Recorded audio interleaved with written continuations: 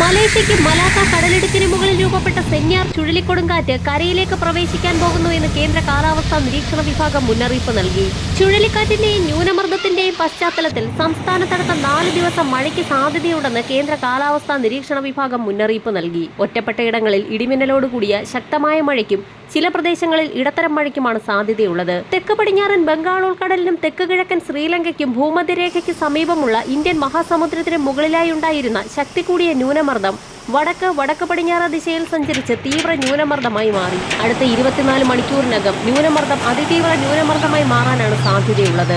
ചുഴലിക്കൊടുങ്കാറ്റ് അടുത്ത 24 മണിക്കൂറിനുള്ളിൽ കിഴക്കോട്ട് സഞ്ചരിക്കാനാണ് സാധ്യത. ഇതിന്റെയെല്ലാം സ്വാധീന ഫലമായി കേരള ലക്ഷദ്വീപ് തീരങ്ങളിൽ ഞായറാഴ്ച വരെ മത്സ്യബന്ധനത്തിന് വിലക്കേർപ്പെടുത്തി. കേരള ലക്ഷദ്വീപ് കന്യാകുമാരി തീരങ്ങളിൽ മണിക്കൂറിൽ 45 കിലോമീറ്റർ വരെ വേഗതയിൽ കാറ്റിന് സാധ്യതയുള്ളതിനാൽ മീൻപിടുത്തത്തിന് വിലക്കേർപ്പെടുത്തി.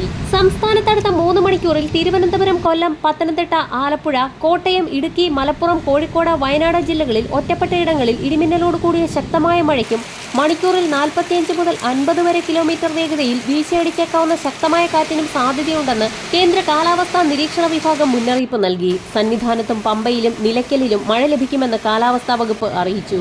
കനത്ത മഴ തുടരുന്നതിനിടയിൽ ആശങ്ക ഉയർത്തി മുല്ലപ്പെരിയാർ അണക്കെട്ടിലെ ജലനിരപ്പ് 140 അടിയായി ഉയർന്നു. സ്പിൽവേ ഷട്ടറുകൾ തുറക്കുന്നതിന് മുന്നോടിയായി തമിഴ്നാട് ആദ്യ പ്രളയ മുന്നറിയിപ്പ് നൽകി. വൈകിട്ട് 6:30യോടെയാണ് ജലനിരപ്പ് 140 അടിയിലെത്തിയത്. വെള്ളം കൊണ്ടുപോകുന്നത് തമിഴ്നാട് നിർത്തിവെച്ചതും കഴിഞ്ഞ ദിവസങ്ങളിൽ മഴ ലഭിച്ചതുമാണ് ജലനിരപ്പ് ഉയരാൻ കാരണമായിരിക്കുന്നത്.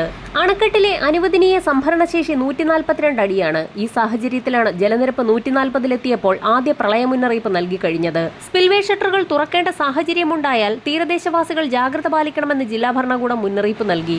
ഇന്ന് തെക്കൻ കേരള തീരത്തും ലക്ഷദ്വീപ് പ്രദേശങ്ങളിലും മണിക്കൂറിൽ 35 മുതൽ 45 കിലോമീറ്റർ വരെയും ചില അവസരങ്ങളിൽ 55 കിലോമീറ്റർ വരെയും വേഗതയിൽ ശക്തമായ കാറ്റിന് മോശം കാലാവസ്ഥയ്ക്ക് സാധ്യതയുണ്ട്. തെക്കൻ തമിഴ്നാട് തീരം, ഗൾഫ് ഓഫ് മാന്നാർ, കന്യാകുമാരി പ്രദേശം, ആൻഡമാൻ കടൽ, തെക്ക് കിഴക്കൻ മധ്യകിഴക്കൻ ബംഗാൾ ഉൾക്കടലിനോട് ചേർന്ന ഭാഗങ്ങൾ എന്നിവിടങ്ങളിൽ മണിക്കൂറിൽ 60 കിലോമീറ്റർ വരെയും വേഗതയിൽ അതിശക്തമായ കാറ്റിന് സാധ്യതയുള്ളതിനാൽ മത്സ്യത്തൊഴിലാളികളും തീരദേശവാസികളും അതീവ ജാഗ്രത പുലർത്തണമെന്ന് ദേശീയ സമുദ്രസ്ഥിതി പഠന ഗവേഷണ കേന്ദ്രം മുന്നറിയിപ്പ് നൽകി. വരും മണിക്കൂറുകളിലെ കാലാവസ്ഥാ മുന്നറിയിപ്പുകൾക്കായി ചാനൽ സബ്സ്ക്രൈബ് ചെയ്യാൻ മറക്കാതിരിക്കുക.